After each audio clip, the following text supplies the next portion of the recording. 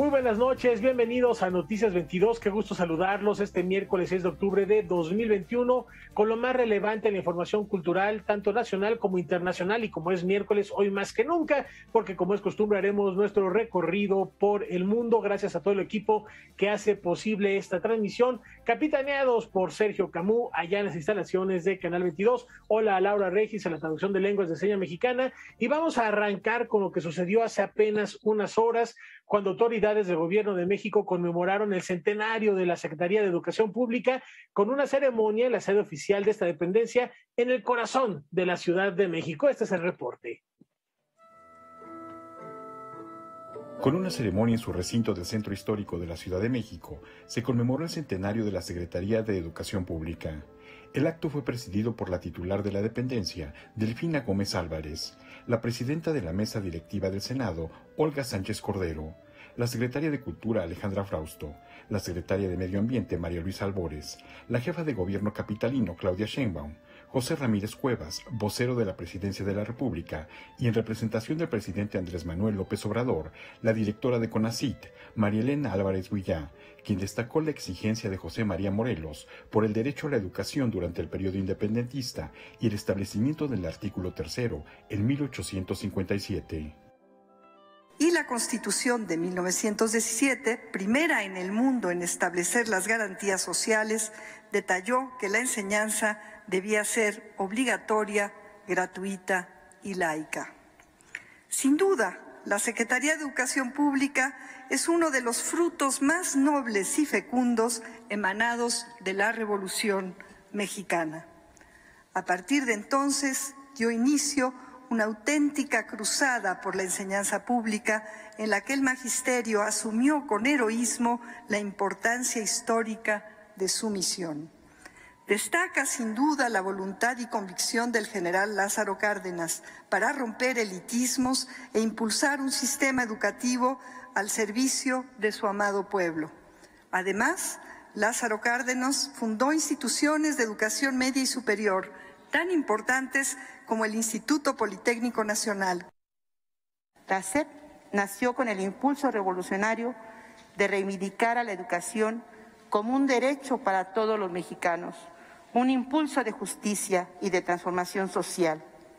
Vasconcelos, además, impulsó la democratización de la educación como una forma de hacer llegar la educación a todos los rincones de nuestro país.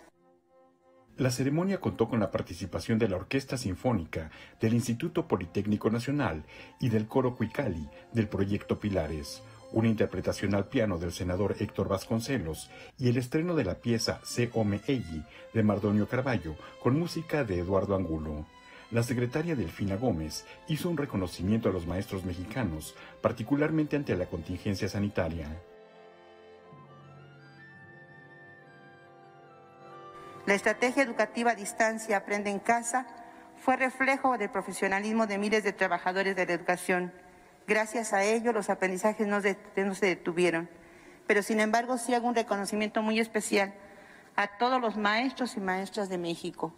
Ellos, con su dedicación, con su vocación, con su amor, precisamente a ese gran tesoro que tenemos, que son nuestros niños y nuestros jóvenes, hicieron cosas que nunca nos imaginamos y que fueron de verdad de un reconocimiento especial.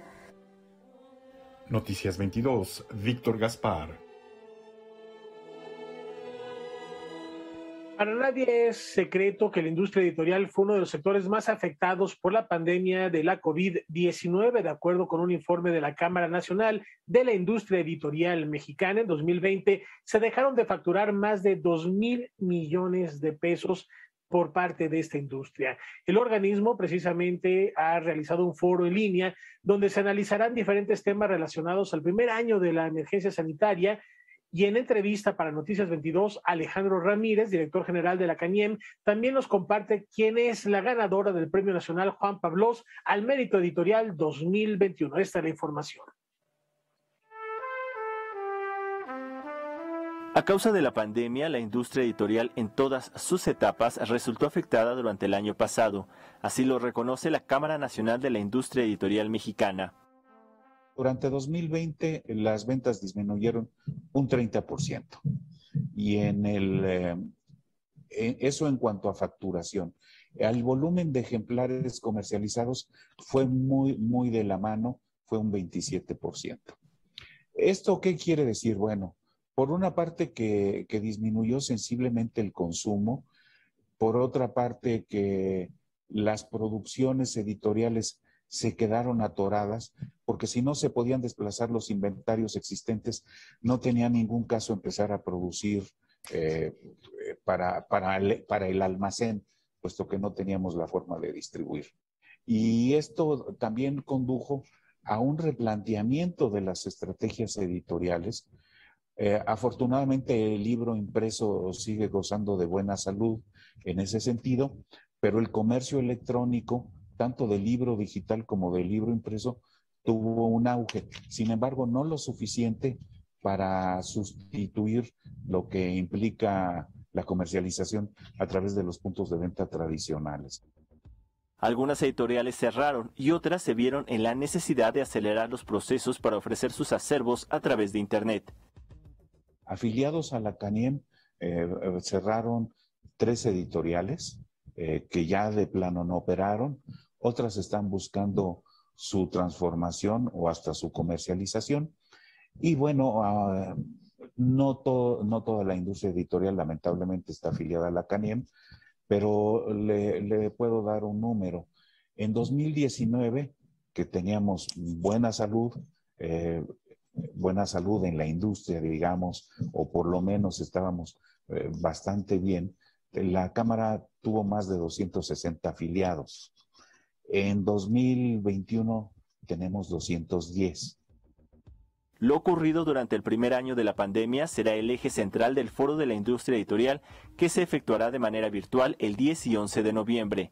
Los temas que se abordarán irán desde la situación de la industria durante y después de la pandemia, trabajo desde casa, almacenamiento, distribución, puntos de venta, derechos de autor y plan de desarrollo. En este foro lo que pretendemos es hacer ejercicios de reflexión sobre cómo se han manifestado estos temas negativos, pero también lo que queremos es iniciar propuestas.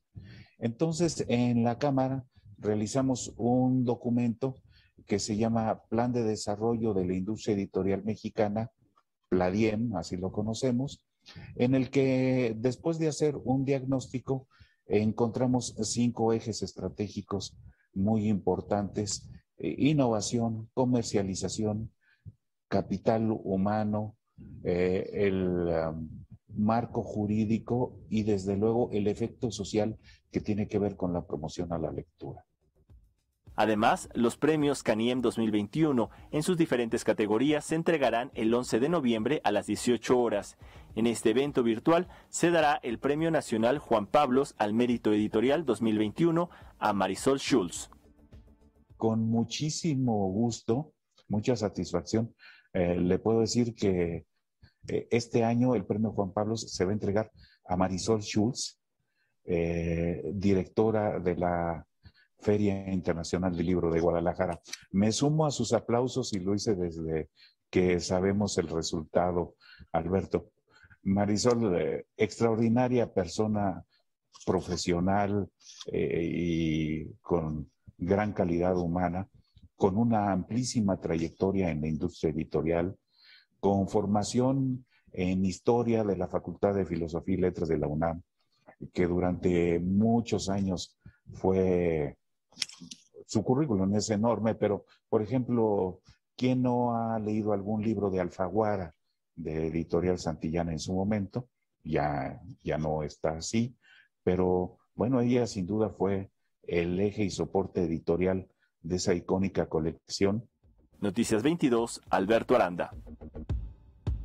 Pues muchas felicidades a Marisol Schulz por este reconocimiento, un fuerte abrazo desde aquí. Y bueno, ya lo escuchamos, aunque la pandemia continúa, no es pretexto, al contrario, hay que acercarnos a la lectura, hay que leer más que nunca en esta nueva normalidad, hay que vacunarnos y ya que el día que nos vayamos a vacunar a la segunda, primera dosis, adquirir un libro, leer y disfrutar de estos universos que nos ofrece la literatura. Y a propósito de libros, mañana 7 de octubre, la UNAM presentará de manera oficial 2 nuevos tomos del abecedario del cine mexicano de Jorge Ayala Blanco. Nos habíamos quedado en la ñerez, en la ñ, no se ve el libro, es verde. Bueno, una colección imprescindible para entender, valorar el séptimo arte de nuestro país. Y ahora el historiador y crítico de cine nos mostrará la orgánica y la potencia del cine mexicano, mientras mi productor sigue haciendo pucheros. Vamos a ver de qué se tratan estos nuevos tomos. La Universidad Nacional Autónoma de México ha publicado las 2 nuevas entregas del célebre abecedario del cine mexicano del decano de la crítica de cine en nuestro país, Jorge Ayala Blanco. Los títulos que se suman a este esfuerzo sin precedentes por establecer la historia viva del cine mexicano son los correspondientes a las letras O y P, la orgánica del cine mexicano y la potencia del cine mexicano. De lo que se trata es de lo que está sucediendo ahora y tener la distancia suficiente para hacerlo. O sea, para que no pierdan vigencia los libros y además estén ubicados en su tiempo.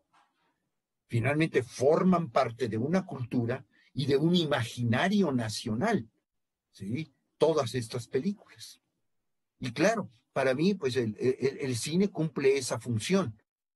En estos 2 tomos, los números 16 y 17 del abecedario del cine mexicano, Jorge Ayala Blanco continúa perfeccionando su visión y análisis prismático de las películas. Cada película vista desde diferentes ángulos, ¿sí? Como si fueran 5 o 6 o 7 u 8 posibilidades de lectura distintas que dialogan entre sí y que unas pueden ser positivas, otras pueden ser negativas. Eso no me interesa. También una cosa importante, no hay juicios de valor dentro de lo que yo hago. Fiel a su estilo, el crítico entremezcla su conocimiento académico y su extenso bagaje cultural con el afilado trazo de su pluma periodística. Si yo me divierto viendo una película, el lector debe divertirse también de la misma manera que yo lo hice. Si yo gocé, ofrezco objetos gozosos, ¿sí? Acercamientos eróticos, decía yo antes. Cada tomo presenta el análisis in extenso de 100 películas de reciente producción, a partir de un concepto preestablecido por su autor. En la orgánica del cine mexicano, por ejemplo, propone estudiar las películas como si se trataran de un organismo vivo. Un término como la orgánica del cine mexicano, pues ya abarca una enorme cantidad de posibilidades, y no digamos la P. La P, pues finalmente la potencia del cine mexicano es uno de los términos más ricos porque es sinónimo de poder, pero también algo que se está potenciando. Los 2 libros serán presentados mañana de manera digital.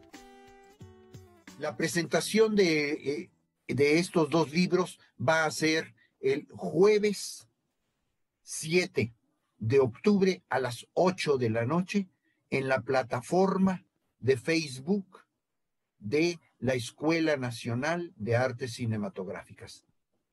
No hay mayor problema, lo googlean y entran directamente, acceso completamente libre, pueden participar en el chat. La gran oferta de películas nacionales de los últimos años ha permitido al maestro Ayala Blanco actualizar su abecedario a un ritmo sorprendente. El tomo correspondiente a la letra Q ya está en espera de ser publicado, mientras que el tomo R cuenta ya con 85 capítulos. Para Noticias 22, César H. Meléndez. Es momento de hacer una pausa. Antes les informamos que hoy se anunció a los ganadores del Premio Nobel de Química 2021. La Academia Sueca de Ciencias decidió otorgarle el galardón a los científicos Benjamin List y David Macmillan por el descubrimiento y desarrollo de la organocatliquesis asimétrica, un trabajo que facilita y mejora la producción de moléculas para diferentes usos, desde la elaboración de medicinas hasta el desarrollo de saborizantes para alimentos. Las investigaciones de ambos prometen un futuro más ecológico para la química, y el Comité Nobel señaló que ellos han llevado a la construcción molecular a un nivel completamente nuevo. Y mañana ya finalmente conoceremos quién es el ganador o ganadores del Premio Nobel de Literatura. Hay varios nombres ahí rondando en el aire. ¿Cuál es su quiniela? Houellebecq, Murakami, Joyce Carol Oates, en fin, está interesante los nombres que circulan. Mañana se develará este misterio. Con esta información nos vamos a una pausa y al regresar estaremos platicando. ¿Se acuerdan de que habían fundado el Arco del Triunfo? Viajaremos a París, no se vayan. Como lo anticipábamos hace unas semanas, la capital francesa inauguró uno de los proyectos de intervención urbana más impresionantes de los últimos años. La envoltura del Arco del Triunfo, el sueño póstumo del artista búlgaro Cristo. Para platicar al respecto nos contactamos con Valentina Torrado de nuestro canal aliado Deutsche Welle en Berlín para que nos cuente más detalles de este gran proyecto. Mi querida Valentina, ¿cómo estás? Buenas noches. Me alegra saludarlos nuevamente en esta ocasión para contarles sobre el impresionante proyecto del artista búlgaro Cristo que ha tenido lugar en la capital francesa durante 16 días. El Arco de Triunfo, uno de los símbolos más importantes de la ciudad de París, ha adquirido especial protagonismo y ha brillado de manera esplendorosa en la ciudad, convirtiéndose en un imán para el público. El monumento ha sido envuelto con 25 metros cuadrados de tela plateada de polipropileno reciclable, sujeto con 3.000 metros de cuerda roja. Este espectáculo visual es un montaje que el artista búlgaro Cristo y su esposa Jean-Claude, ambos ya fallecidos, comenzaron a planear en los años 60 y que se ha hecho realidad un año después de la muerte del artista. Un proyecto no ajeno a la polémica, mi querida Valentina, pero platícanos, ¿qué detalles nos puedes contar sobre la realización de este gran proyecto y qué efectos ha causado? El proyecto se realizó gracias al sobrino del artista, Vladimir Yavayev, quien fue el encargado junto a un gran equipo de llevar adelante el proyecto, aunque Cristo ya había dejado todo planificado a la perfección, todos los dibujos y cada detalle para su implementación. La envoltura ha costado $14 millones y ha sido financiada completamente por Cristo como regalo a la ciudad de París. 140 trabajadores han participado en el cubrimiento de la fachada, un gran reto ya que debía protegerse al máximo cada detalle del monumento. El efecto que causa la presencia del Arco de Triunfo envuelto por un manto brillante es desorientador y a la vez fascinante para los franceses y también para los visitantes. Se trata de la intervención efímera en un símbolo cargado de mucha historia para el país, ya que el monumento fue encargado por Napoleón en 1806 en el apogeo de su poder. Para algunos este proyecto resulta que estropea un símbolo patrio o que es innecesario y no entienden el propósito. Para otros supone un aire renovador para la ciudad, aunque sea por un corto lapso de tiempo. Pues momentáneo será esto, mi querida Valentina, y dinos, ¿qué caracteriza el trabajo de Cristo y de Jean-Claude? Como en todos los grandes proyectos de Cristo y Jean-Claude, un sello característico de su trabajo es que la financiación de los proyectos siempre han corrido por cuenta propia. Nunca han aceptado patrocinadores ni donantes. Esta decisión tan firme apoya la idea de libertad siempre presente en sus obras de arte. Cristo y Jean-Claude fue una de las parejas de artistas más conocidas a nivel internacional. Se conocieron en París. Desde los años 60 trabajaron incansablemente en espectaculares proyectos de intervención en el paisaje natural y urbano. Su marca inconfundible es el cubrimiento de grandes superficies y monumentos emblemáticos a lo largo del planeta. Por ejemplo, el cubrimiento del Pont Neuf en París en 1985. Uno de los proyectos más magníficos fue quizás el empaquetado del Reichstag alemán en 1995. En 2016 se realizaría otro gran reto, los muelles flotantes de Floating Piers en el lago de Iseo en el norte de Italia.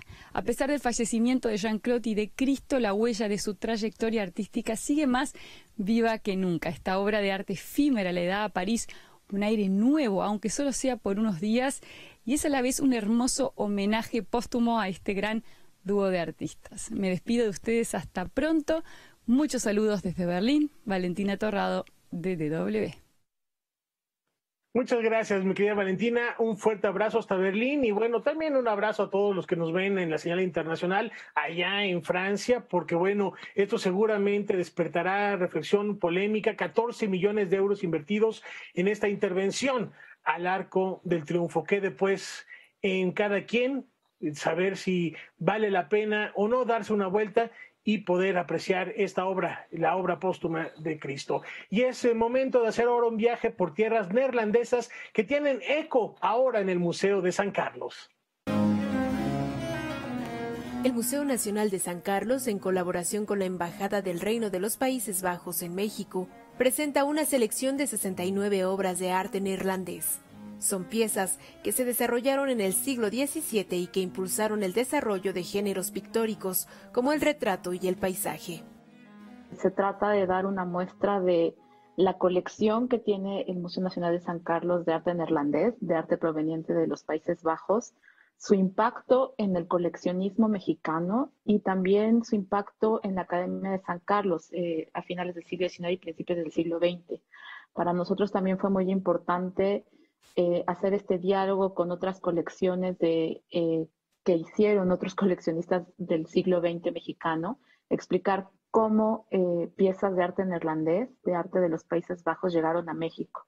Y esto fue gracias a coleccionistas como Alberto J. Pani, como Isidro Fabela y como Franz Mayer.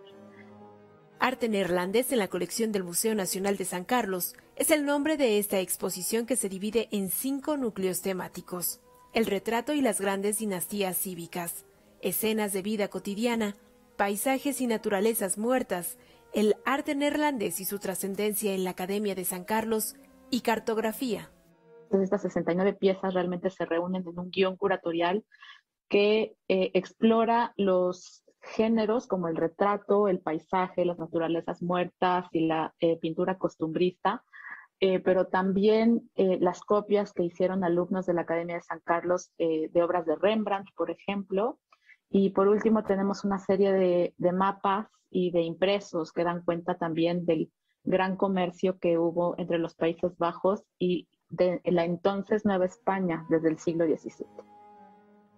A diferencia de otras escuelas, este tipo de arte se caracterizó por ser narrativo y descriptivo, y por realizarse en formatos más pequeños para que pudiera transportarse y venderse con mayor facilidad. Por ejemplo, tenemos el retrato que hizo Frans Hals.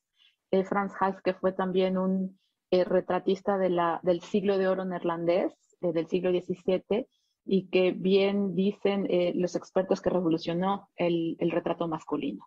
Tenemos ese retrato también como parte también de una nueva forma en la que la sociedad de los Países Bajos empujó también e hizo un mercado de arte distinto. Esto es, las clases comerciantes, que en ese entonces eran muy pujantes, hicieron también del retrato uno de los géneros predilectos. La muestra podrá visitarse en el Museo Nacional de San Carlos con horario temporal de 11 de la mañana a 5 de la tarde, de martes a domingo, hasta el 24 de abril de 2022. Noticias 22, Karen Rivera. Interesante los contrastes en la historia del arte, las intervenciones en estos cuadros que nos llevan a épocas muy remotas y que siguen siendo parte del imaginario colectivo. Y a propósito, antes de que se me olvide de esta pieza, de esta intervención al Arco de Triunfo, tenemos otro reportaje con testimonios de qué opina la gente que lo visita ahí literalmente in situ. Hay unos testimonios que rescató Francina Islas en el Noticias 22 Digital. Los invitamos, por supuesto, a que visiten nuestras plataformas y conozcan más sobre esta intervención. Y aprovechando nuestro recorrido internacional de los miércoles para hacer una breve escala en Italia, porque el artista visual José Luis Ramírez participa en la Bienal de Florencia y él mismo nos presenta la obra que va a exhibir durante la última semana de octubre. Los cuadros de José Luis Ramírez Rodríguez están habitados por personajes que bien fueron extraídos de fotografías antiguas que encontró en algún bazar en Durango, o que bien caminan por las calles de su ciudad. Este artista, que lleva más de 2 décadas trabajando dentro y fuera de México, va a participar en la Bienal de Florencia, la cual se realizará del 23 al 31 de octubre. Hasta donde la he estudiado, la Bienal es un evento muy importante que se lleva a cabo en Italia y en efecto es la número 13. Y bueno, pues para mí es una dicha y un gran placer estar representando a mi país, puesto que hasta en este momento tengo entendido que soy el único mexicano. Pues representa mucha emoción, un sueño cumplido, una idea que yo tenía sobre mi participación, creo que está cumpliendo con ciertas expectativas. El cuadro que ha seleccionado para participar es un óleo sobre lino de gran formato, 3 por 2 metros, cuyo título es El sueño de Ramona. Es una pieza muy grande que está habitada por cantidad de personas del imaginario y en el centro de la misma está mi hija, que es Ramona. Ella, por eso la pieza se llama así, El sueño de Ramona. Vendría a ser pues una fiesta infantil que se transforma y que cae en el campo del imaginario, porque pues en esta pieza habitan juguetes de ella, habitan personas que ya no están, que dicho sea de paso, mi padre murió hace poco menos de un año y justo a él le tocó convivir en esa fiesta. Entonces, cuando yo realizo esta obra, trato de juntar y amortiguar todas esas emociones que hay entre mi hija, que cumplió en ese momento 6 años, y justo que mi padre acaba de morir. La Bienal fue fundada en 1997 y forma parte del Circuito del Arte Internacional. Este año el tema es la mujer y José Luis Ramírez espera dejar una buena impresión con su pieza. Y algo que caracteriza de mi obra es de que siempre procuro que las personas que aparecen en mi obra son personas reales, de carne y hueso, y que van caminando por las calles de Durango. Me gusta mucho trabajar eso, me encanta mucho que se tome en cuenta como todas estas expresiones y que tienen muchísimo colorido. En esta pieza de Los sueños de Ramona, El sueño de Ramona, es justo eso lo que sucede. Pongo personas que están afuera de un banco vendiendo empanadas, pero al mismo tiempo están conviviendo con una persona que acaba de llegar de Nueva York y que trae un vestido Dolce & Gabbana, ¿no? Entonces, ese contraste de equilibrios emocionales y socioeconómicos, ¿por qué no decirlo?, es lo que yo busco en este último periodo de mi obra. Noticias 22, Alberto Aranda. Pues ahí está representando a México. Mucha suerte en esta Bienal. Y como todos los días, hoy a las 9 de la noche tenemos Debate 22. Quédense con nosotros. Nuestra compañera Kimberly Armengol estará acompañada por María Elena Ríos y los integrantes de La Maldita Vecindad, Pato Montes y Rocco Pachucote, quienes han recreado la canción de Chacagua como un homenaje a la tercera raíz. No se pierdan esta entrevista. Terminando Noticias 22. Una pausa. Ya volvemos. Ya lo advertíamos, cualquier momento es ideal para acercarnos a las páginas de un libro. Y si ya se agotaron sus opciones y no saben qué título elegir, los invitamos a que se den una vuelta por la Feria de Novedades y Remates Nómada de Libros UNAM. La UNAM llevará su catálogo editorial a distintos puntos del país a través de Libros UNAM Nómada, Feria de Novedades y Remates. Esta es una oportunidad muy favorecedora también para las familias, para los estudiantes, para las jóvenes generaciones de acercarse a los libros de la universidad, porque la diversidad de oferta editorial que llevamos es amplísima. Es decir, podemos encontrar desde libros de química, matemáticas, de biología, de literatura, de todas las artes, de todas las áreas del conocimiento en sus ramas, disciplinas, estarán ahí, ¿no? en Libros UNAM Nómada. La primera parada será en el Museo de la Ciudad de Cuernavaca, en donde estarán hasta el domingo 10 de octubre con la participación de Marta Santillán, Yelitza Ruiz y Antonio Malpica, entre otros. Tendremos actividades como conciertos, por ejemplo, estará Andrea Valdés, una cantautora morelense, dando un concierto. También estará Pepe Frank, que es un compositor y cantautor también, que hace muchísimas cosas para niños. Estaremos presentando esta colección, por ejemplo, la colección México 500, por ejemplo, este título, La caída de Tenochtitlán, y la posconquista ambiental de la Ciudad de México, el cambio climático, todos esos temas que están tan presentes ahora en nuestras discusiones cotidianas, nuestros investigadores e investigadoras voltean la mirada hacia ese pasado común, hacia ese México prehispánico, para ver que también allá, desde allá, empezamos a modificar, a alterar o a tener acciones humanas que han impactado como consecuencia a lo largo de siglos en nuestro entorno natural. Después de Cuernavaca, Libros UNAM Nómada estará en el Museo de San Ildefonso y la Casa del Lago, en la Ciudad de México. Las siguientes sedes serán dadas a conocer en la página que aparece en pantalla. En cada lugar cambiará el programa de actividades, pero se mantendrán los descuentos en todo su catálogo. Iniciaremos en la Feria de Cuernavaca, en el Museo de la Ciudad, con una oferta de 15,000 títulos.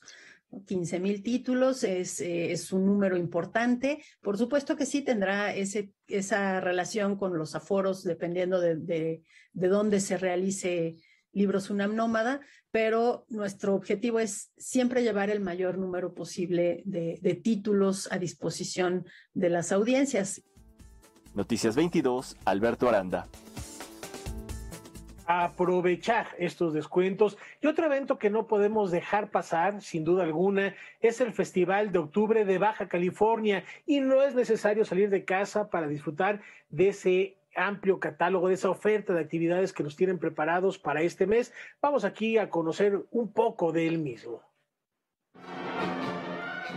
Con una programación compuesta por música, danza, teatro, artes visuales y literatura, el Festival Cultural de Octubre de Baja California promueve la diversidad cultural y artística del estado. Se trata de 44 actividades que se presentan en formato digital y de manera presencial en los centros estatales de las artes de la entidad. Tenemos extraordinarios trabajos, el énfasis en la música a través del jazz, la participación de la Orquesta de Baja California. Tenemos también presentaciones de autores de los libros que hemos publicado, tenemos artes escénicas, tenemos toda esta parte del reconocimiento de las extraordinarias aportaciones de la mujer en el trabajo artístico en general y particularmente en Baja California. Es un extraordinario esfuerzo de síntesis lo que se ha hecho para este festival. En esta 20ª edición del festival se han incluido como sedes adicionales la Cineteca Nacional, la Cinemateca Municipal de Medellín, Colombia, y el Museo Internacional Minhei de San Diego, California, recintos donde se proyectará la cinta Maiha Awi, un filme conceptual en el que, mediante elementos sonoros e instalaciones audiovisuales en medio del desierto baja californiano, se retoma el mito Kumeyaay que da nombre al proyecto. Esta película, que es una producción e idea nuestra desarrollada por el maestro Ejibal, es música electrónica en La Rumorosa, basada en una leyenda yumana muy interesante que ha tenido mucha presencia y mucha repercusión en otros espacios. De acuerdo con Pedro Ochoa, secretario de Cultura de Baja California, dicha institución presenta una serie de libros que recopilan la memoria artística del estado. Por ejemplo, una retrospectiva de la obra fotográfica de Manuel Bojorquez, un homenaje al dramaturgo Herbert Axel, o una recopilación de la pintura del maestro Ángel Balrá o la joven artista Alejandra Feltz.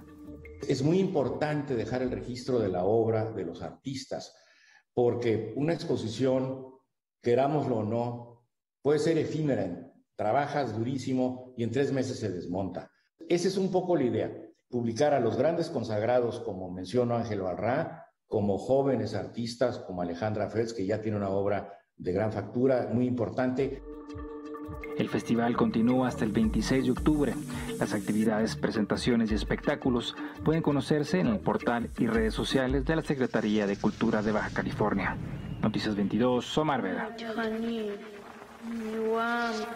Y también, siguiendo todas las medidas sanitarias, ¿por qué no vamos al teatro? La compañía 4x4 Producciones rescata las cartas de amor de Simone de Beauvoir con un monólogo poético que reflexiona sobre el rol femenino y las inquietudes que pueden abrumar, enturbiar el futuro. Este es el manual para mujeres infames que se presenta en la sala Javier Villaurrutia del Centro Cultural del Bosque.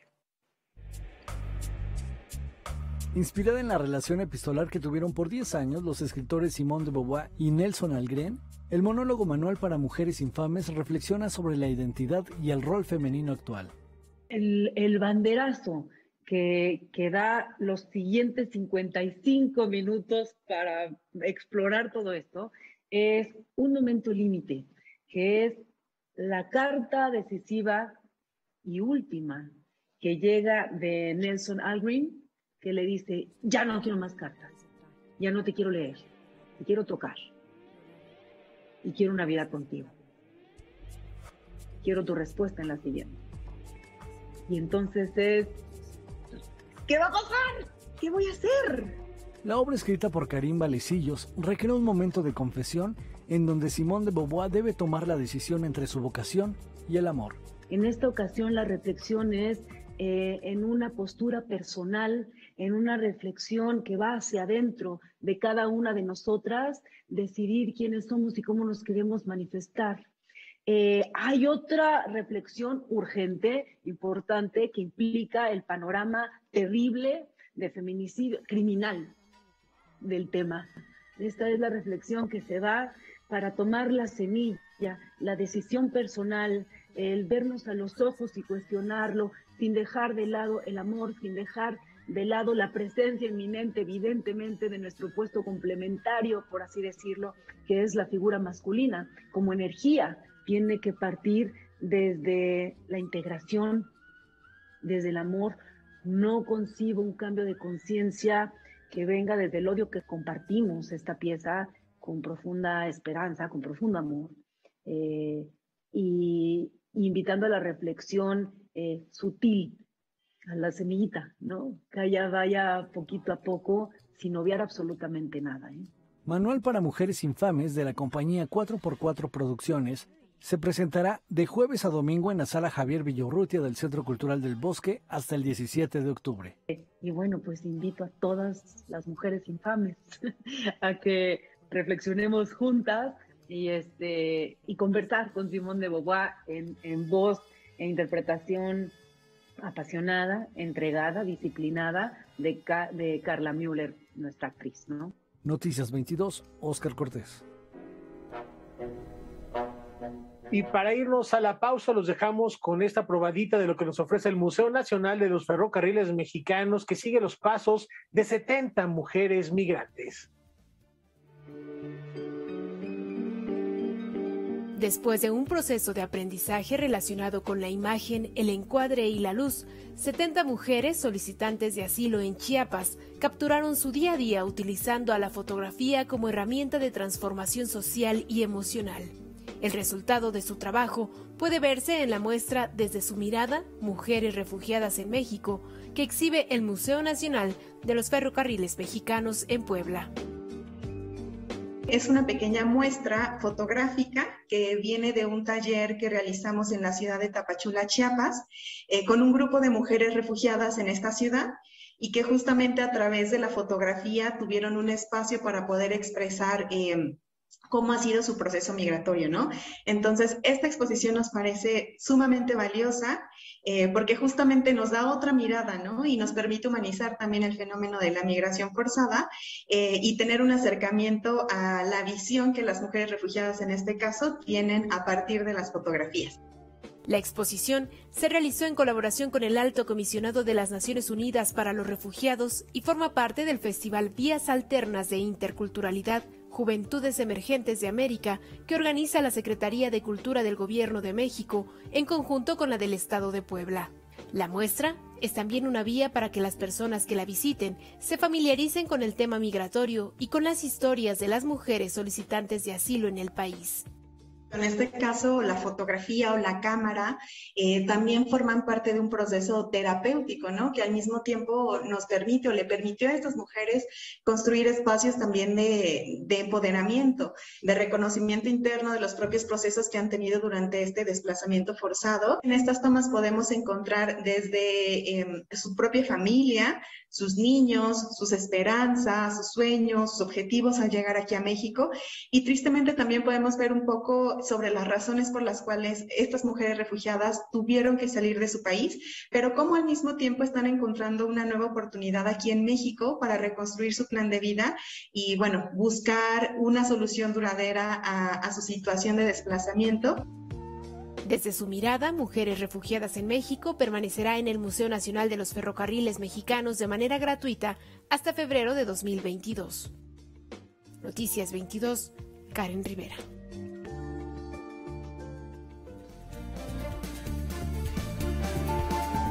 Para ser la especie más evolucionada, los Homo sapiens, ¿cómo hay gente que se esmera en parecer todo lo contrario? La carrera armamentista se dispara y los conflictos internacionales y las tensiones políticas van en aumento. De esto nos platica esta noche la doctora Eliana Rodríguez Santibáñez en Visión Global.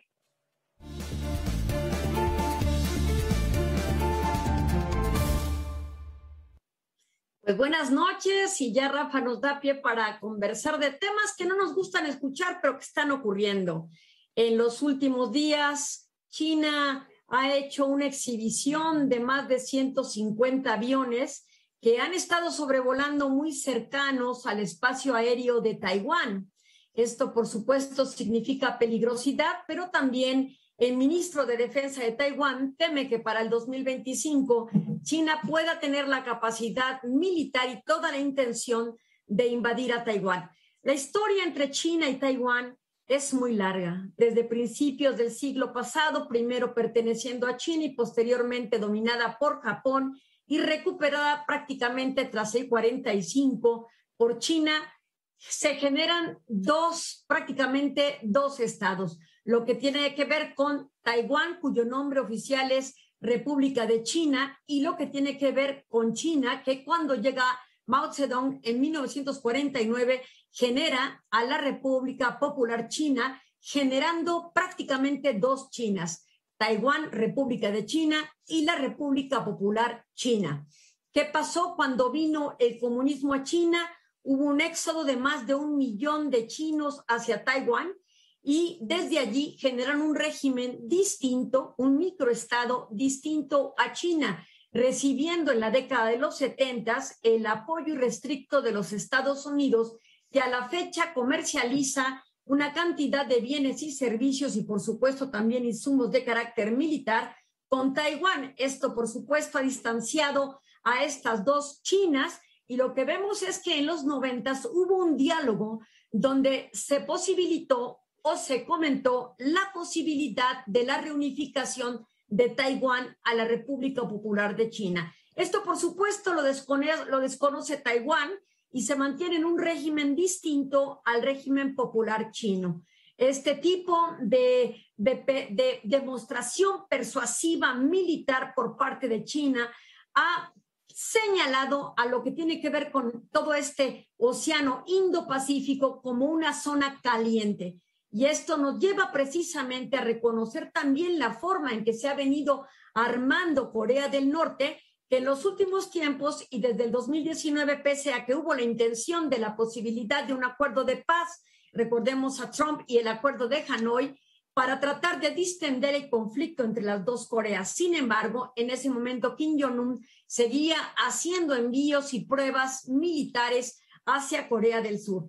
En el pasado reciente, a mediados de septiembre, Corea del Norte envió 2 misiles de prueba hacia Corea del Sur, respuesta que recibió un submarino militar por parte de Corea del Sur, que disparó un misil hacia las costas de Corea del Norte. Kim Yo-jong, la hermana de Kim Jong-un, dijo que había sido una trampa ese acuerdo que se pretendía con Donald Trump, y que en realidad, mientras ellos querían desistir de armarse, Corea del Sur, apoyada por varios estados, mantenía la escala e incremento de fabricación de armas. Así es que ellos no cejaron en su intento y siguieron generando y construyendo misiles, ahora de carácter supersónico, con un alcance de más de 800 kilómetros, según se dice. Pero eso no es todo en el tema también militar.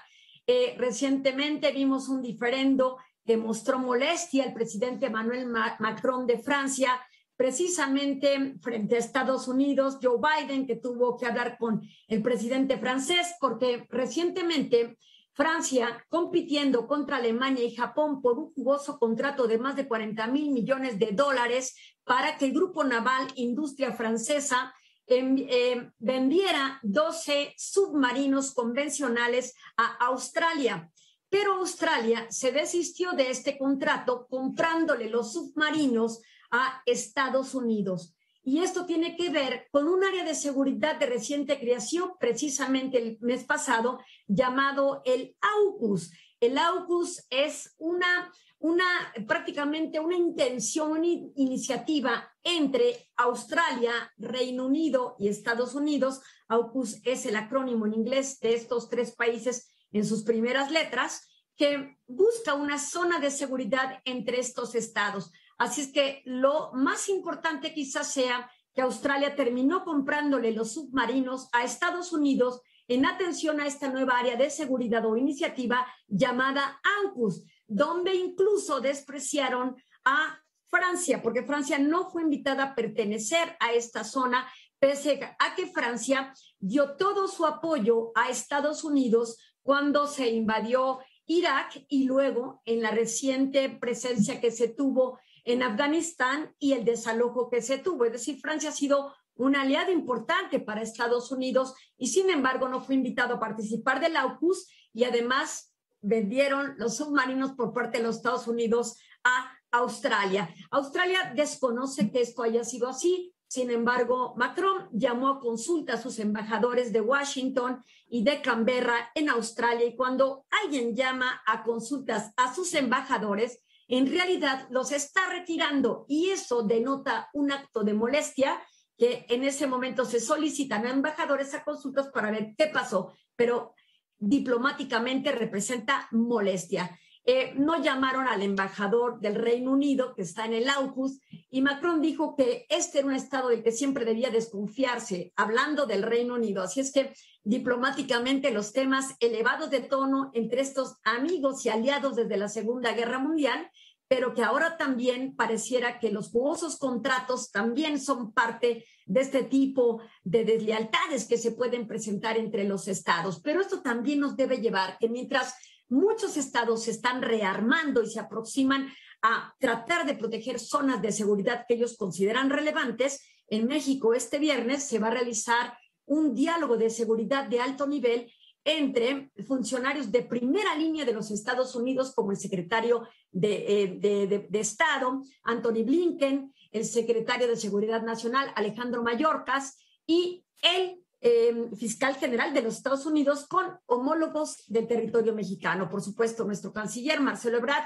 acompañado de los secretarios de Defensa, Marina, Seguridad Nacional y, por supuesto, otras instancias como los titulares de la Guardia Nacional y otras que tienen que ver con temas de seguridad. Estarán dialogando precisamente para tratar de sustituir a lo que se llamó, o todavía se llama porque es vigente, la iniciativa o Plan Mérida. Este plan que se consiguió en 2008 y que hasta la fecha tiene impactos en nuestro territorio. Este plan o esta iniciativa Mérida no era darle dinero al Estado mexicano. En todo caso, era en especie darle herramientas de defensa, helicópteros y todo tipo de armas, pero también adiestramiento y técnica y soporte sobre el uso de estas para generar mayor reactividad por parte de las Fuerzas Armadas del Estado mexicano frente al combate al crimen organizado. Hoy Marcelo Ebrard dice: ya no queremos que nos envíen más armas, pero esto es metafóricamente hablando, porque sin duda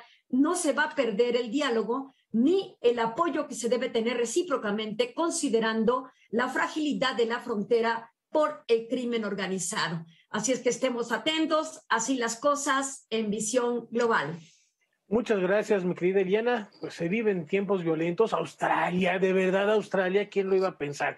En fin, vamos a cambiar de tenor, vamos a despedirnos con buenas noticias, recordando al compositor y pianista Karol Szymanowski. Hoy se cumplen 139 años del natalicio de este gran compositor que con Federico Chopin es considerado uno de los principales restauradores de la música polaca. Eso se llama Harnacy y esperamos que lo disfruten. Tenemos una cita mañana en el horario de costumbre. Muchas gracias. Buenas